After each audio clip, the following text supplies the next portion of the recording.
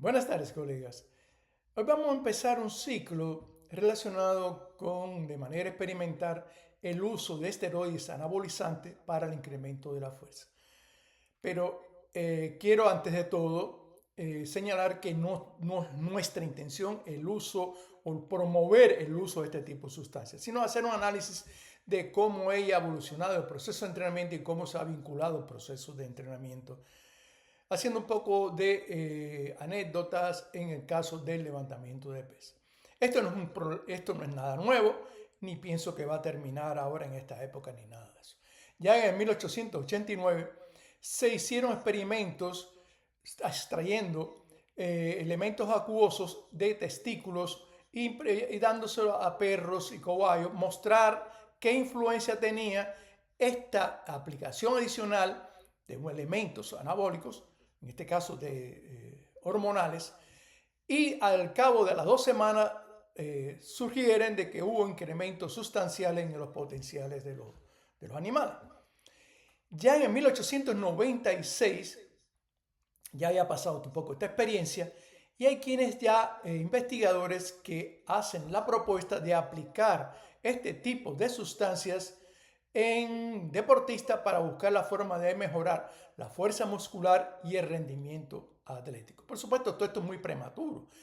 Y como un hecho interesante es que ya con el inicio de los Juegos Olímpicos de la era moderna, ya hay quienes están interesados en cómo aplicar sustancias un poco más dirigidas, con bases un poco más experimentales en lo que es el rendimiento deportivo.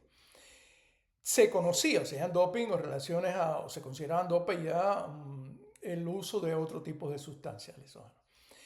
En el 1927, en la Universidad de Chicago, ya se aísla un poco no pura lo que sería testosterona a partir de su extracción moliendo cantidades de testículos de toros, de animales. El momento fundamental creemos que está en el 1935, cuando se obtiene el premio Nobel de química, bioquímica, gracias a lo que es el aislamiento de la testosterona, pero en particular cuando ya se crea de manera sintética la forma de cómo adquirirla, o sea, que no tenían que ir directamente a lo que eran los animales. Creo que este fue un momento importante y empieza a utilizarse incluso en Alemania en lo que es el entrenamiento de los soldados en la parte de la guerra. En el 45 ya ahí surge atletas que estaban ya utilizando este tipo de preparados en lo que es la práctica deportiva. Pero otro elemento fundamental creo que es en el 1958, cuando ya se hace el Diana Ball.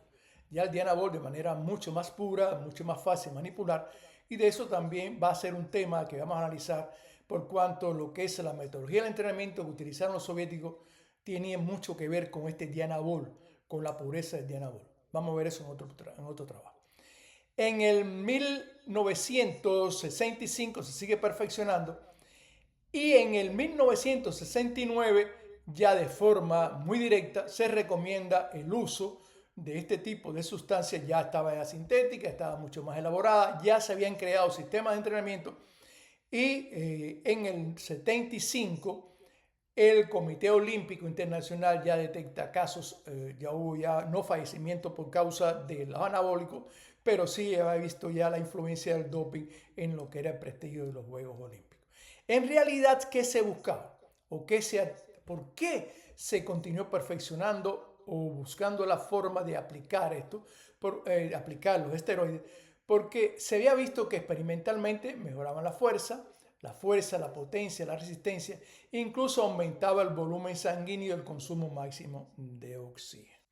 Bueno, ya hemos adelantado de que un momento muy importante lo dan Adolfo y Leopold, el Adolfo el alemán y Leopold un científico croata suizo.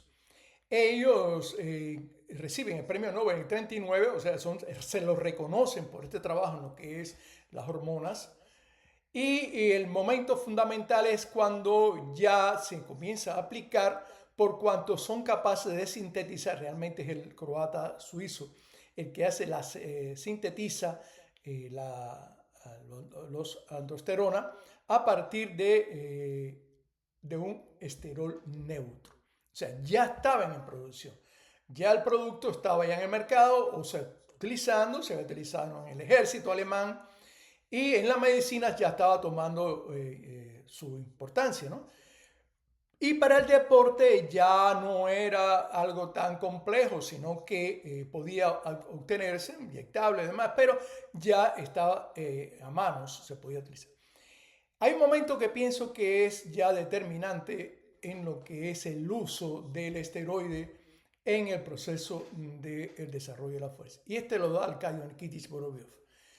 Arkady Nikitich Boroviov fue un deportista campeón olímpico en 2 oportunidades, médico, pero además de eso fue un hombre muy observador y tuve, lo que comento ahora no es por un problema que haya leído, sino que tuve la posibilidad de estudiar en la cátedra cuando él estaba de jefe de cátedra y utilizaban el sistema de intercambiar experiencias. Él como rector, como jefe de cátedra, estaba trabajando ya en lo que era la aplicación. Más bien, fue el que introdujo metodología del entrenamiento, pero combinando lo que era el esteroide anabolizante. ¿En qué sentido? Él conocía, o sea, él comentaba en las reuniones de cátedra de que él no descubrió el uso de anabolizantes en lo que era el entrenamiento de fuerza. Más bien había tenido experiencia en su intercambio con deportistas de Estados Unidos, ya aquí en Estados Unidos sí se había trabajado en ello, y le interesaba aplicarlo, pero él notaba que el problema no era del uso únicamente del esteroide, sino que había un proceso de entrenamiento en el cual podía influir los anabolizantes.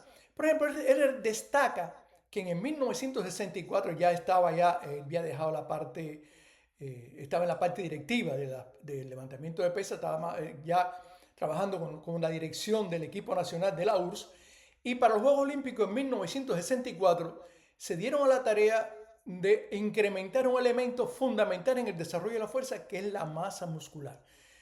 Y eso fue el uso que el por qué utilizaron los anabólicos, en este caso los esteroides, para aumentar la masa muscular y efectivamente detectar que aumentaba la masa muscular y a su vez las marcas que establecían los deportistas, los levantadores de peso, fue muy bueno. A partir de ahí ya se creó un sistema a buscar cómo vincular las necesidades, o sea, aquellos factores que eran básicos, determinantes en el desarrollo de la fuerza, estimularlo a partir del uso de anabolizantes. Más tarde, y esto va a ser temas posteriores, se dieron cuenta de lo que eran las inflamaciones, el recuperar las inflamaciones, recuperar los deportistas en particular, pero lo más importante es cuánto podía incrementar el volumen de la carga usando este tipo de sustancias. Claro, que el proceso de entrenamiento, la aplicación de los esteroides estaba vinculado al programa de entrenamiento. El programa de entrenamiento no era aparte a lo que era el programa de aplicación de esteroides, sino que el programa de entrenamiento daba cómo aplicar el esteroide de la forma escalonada como lo hacía. Esperamos vernos en una próxima charla. Muchas gracias.